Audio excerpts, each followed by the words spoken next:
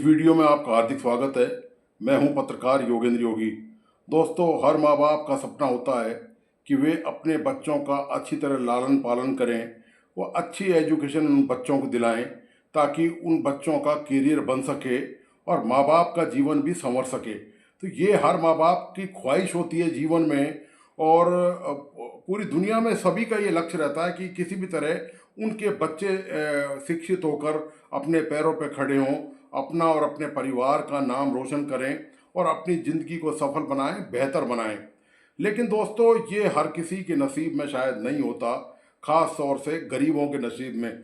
गरीब जो लोग हैं, जो माँ बाप होते हैं, उनकी मजबूरी ये होती है कि वो अपने बच्चों को जो शिक्षा है, जो बेहतर से बेहतर शिक्षा, वो अपना पूरी मजदूरी मेहनत करके पसीना बहाकर अपने खून पसीने की गाढ़ी कमाई लगाकर भी वो मजबूर होते हैं सरकारी स्कूलों में भेजने के लिए, क्योंकि सरकार ने ये व्यवस्था कर रखी है और राइट टू एजुकेशन में ये सबको अधिकार है कि वो हर बच्चा शिक्षा प्राप्त कर सकता है। लेकिन गरीबों की किस्मत दोस्तों इस मामले में थोड़ी ठीक नहीं है। उनकी किस्मत में लिखा है कि उनको अच्छे महंगे इंग्लिश स्कूल, पब्लिक स्कूल में उनको पढ़ाने का सौभाग्य प्राप्त नहीं होता, क्योंकि गरीबी उसमें आड़ी आ जाती है। तो उनकी ऐसे में मजबूरी हो जाती है, ऐसे हालात हो जाते हैं कि उनको अपने बच्चों को सरकारी स्कूलों में भेजना पड़ता है। सरकारी स्कूलों का हाल आपके सामने आज रखने जा रहा हूँ। झालावाड़ के मनोर थाना क्षेत्र के पीपलोदी गांव में आज सुबह राजकीय उच्च प्राथमिक विद्यालय सरकारी स्कूल में स्कूल की छत ढह गई। उस छत के ढहने से उसमें जो बच्चे मौजूद थे, उसमें से 8 बच्चों की मौत हो गई और करीब 35 बच्चे घायल हो गए, जिनमें से कई बच्चों की हालत बहुत नाजुक बनी हुई है। ये राजस्थान के सरकारी स्कूल का हाल है, ये शिक्षा विभाग का राजस्थान में हाल है, ये राजस्थान में सरकार का हाल है। ये सरकार, ये शिक्षा विभाग जो आम लोगों की भलाई की कस्में खाता है, जो आम आदमी के काम करने के लिए गरीबों की ये सरकार का दम्भ भरते हैं, दावा भरते हैं, उसके दौरान ये हादसा हुआ है।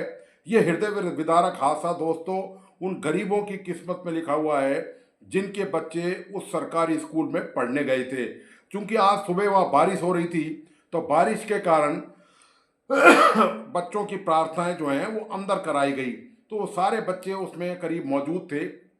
तो घटना हादसे के वक्त जो बच्चे मौजूद थे उनमें से वो छत पहले तो धीरे धीरे छत के टुकड़े गिरने शुरू किए और फिर छत भर भरा कर अचानक एक साथ बच्चों के ऊपर गिर गई। वो लेंटर या स्लैब जो भी था वो बच्चों के ऊपर गिर गया। वो मासूम और कोमल बच्चे इतना दबाव और कैसे झेल पाते, वो छत का वजन कैसे झेल पाते, वो उसमें दब गए। जब ये रेस्क्यू वर्क चला, जब इस मामले को लेकर हंगामा मचा और ये बात जब आग तक की तरह फैलने लगी, तो जिला प्रशासन के पुलिस अधिकारी और तमाम और जो प्रशासनिक अधिकारी हैं वो मौके पे पहुंचे और राहत कार्य, वहाँ पर बचाव कार्य शुरू किया गया।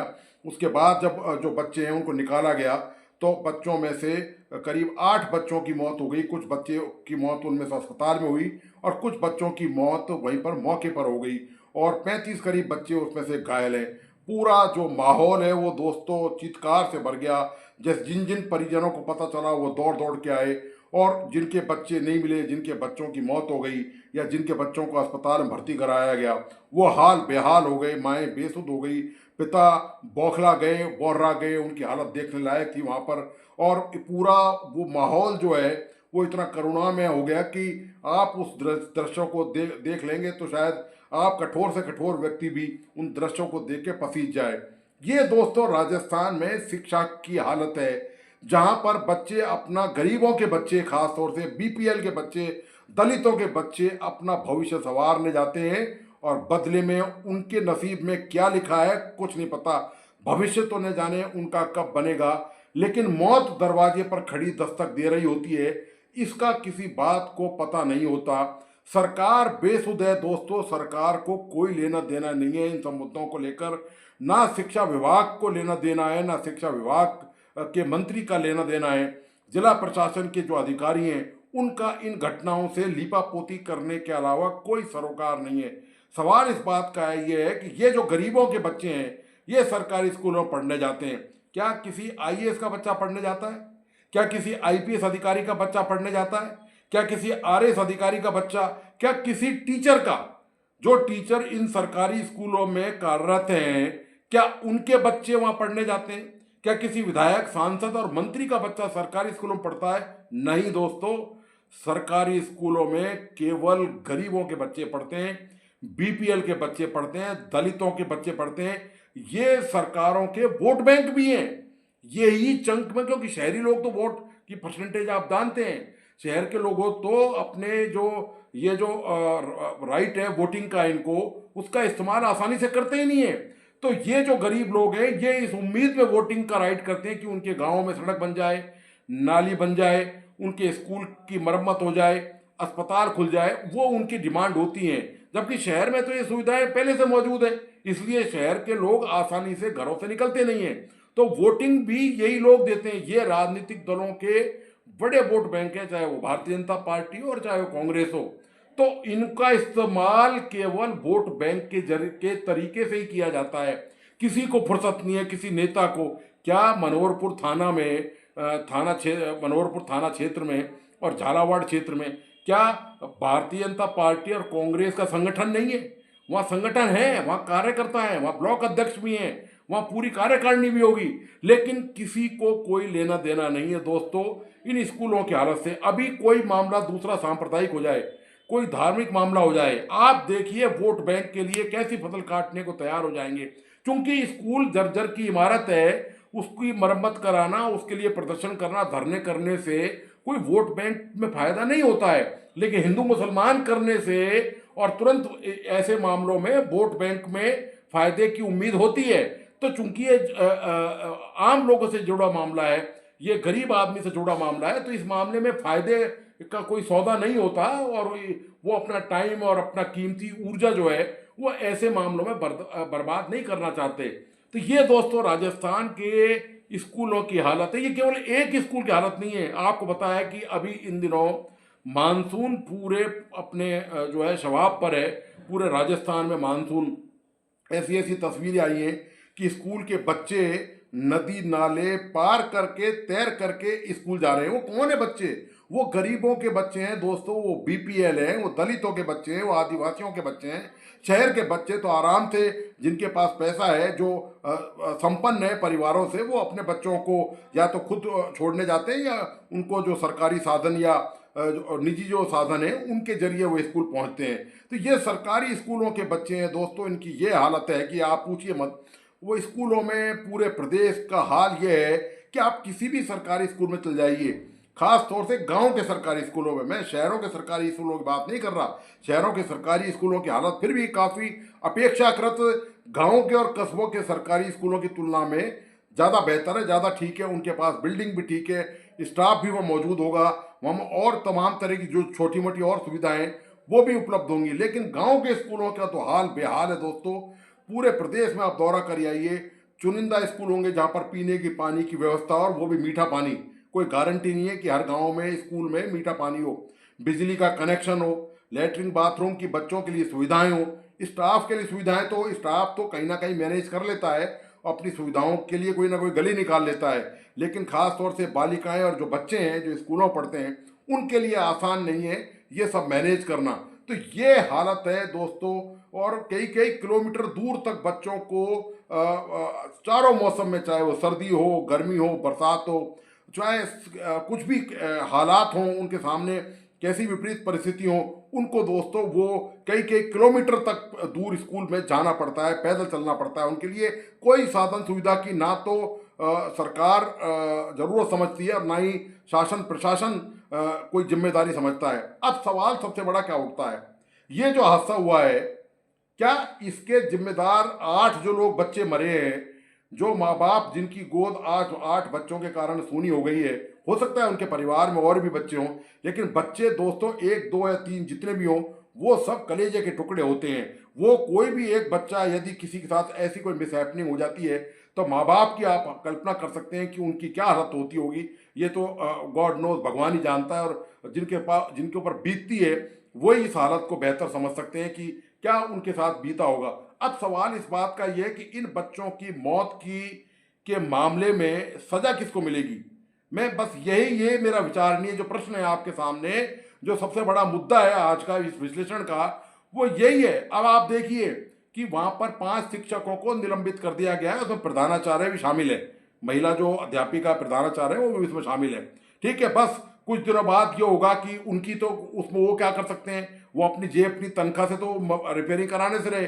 हाँ, ये ठीक है कि उन्होंने सूचना पता नहीं दी कि नहीं दी, अभी ये सब जांच का विषय है। लेकिन सवाल इस बात का ये है कि जो जिम्मेदार जिला शिक्षा अधिकारी वहां पर हैं, जो डिप्टी डायरेक्टर हैं, जो एडिशनल डायरेक्टर हैं शिक्षा विभाग के, जो डायरेक्टर हैं, वो उनकी सेहत पर कोई फर्क नहीं पड़ने वाला, एक को भी जेल नहीं होगी। दोस्तों, मैं आपको बता रहा हूं, ये जो पूरा घटनाक्रम है, इस मामले में 8 मौत हो गई, 8 मासूमों की जान चली गई। भारतीय कानून में अभी संशोधन किया गया है, लेकिन ऐसे मामलों में जिम्मेदारी नहीं तय की गई है कि इस तरह के सार्वजनिक स्थानों पर यदि कोई हादसा होता है तो उसमें एफआईआर के बाद सजा का क्या प्रावधान है। सड़क पे यदि गड्ढा हो रहा है, गड्ढे में कोई व्हीकल गिर जाता है और उसमें किसी के साथ कोई दुर्घटना हो जाती है, कोई चोट लग जाती है या मृत्यु हो जाती है, तो गड्ढे के लिए जो जिम्मेदार है उसको सजा का कोई प्रावधान इस कानून में नहीं है, नए कानून में नहीं है। ये कानून क्या है दोस्तों, केवल नई बोतल में जो है वो पुरानी शराब है, और इसके अलावा और कुछ भी नहीं है इस कानून में।